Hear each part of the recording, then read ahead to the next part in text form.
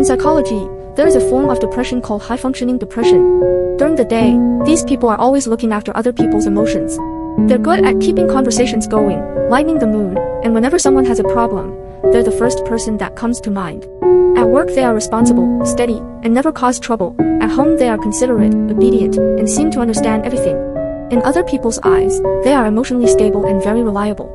But once it's late at night, the door is closed, and the phone screen goes dark, all the grievances, exhaustion, and frustration they never had the chance to express come flooding in. The words they swallow during the day replay over and over in their mind. They're completely worn out, yet they just can't fall asleep.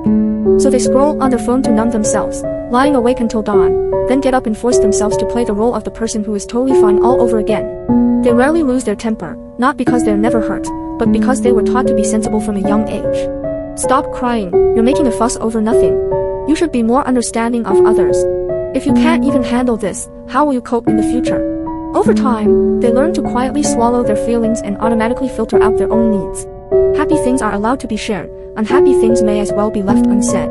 If they can digest it on their own, they'd rather not trouble anyone. But emotions don't disappear just because they're pushed down. They simply show up in other ways. Recurring insomnia, sudden panic, wanting to cry for no reason. A stomach that's always uncomfortable, a head that's always tense. A body so drained it doesn't want to move. The first step in healing is not to become more sensible, but to allow yourself to be less sensible. To admit to yourself, I get tired too. I need comfort as well, not just to be the one who comforts others.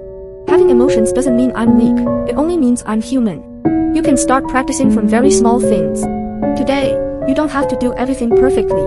When you're really tired, say no to 1 or 2 unnecessary requests. When you feel sad, write a few honest lines to yourself, instead of forcing a smile and saying, I'm fine.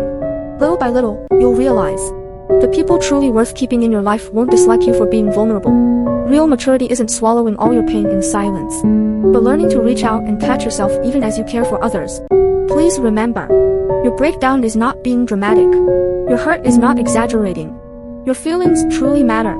You don't have to smile and say it's okay every time. Allowing yourself to be weak once in a while is your way of telling the world, I am not a machine. I am a person who needs to be seen and understood. Learning to be kinder to yourself is not selfish, it's self-rescue. The moment you start taking your own emotions seriously, you've already begun to walk out of the darkness.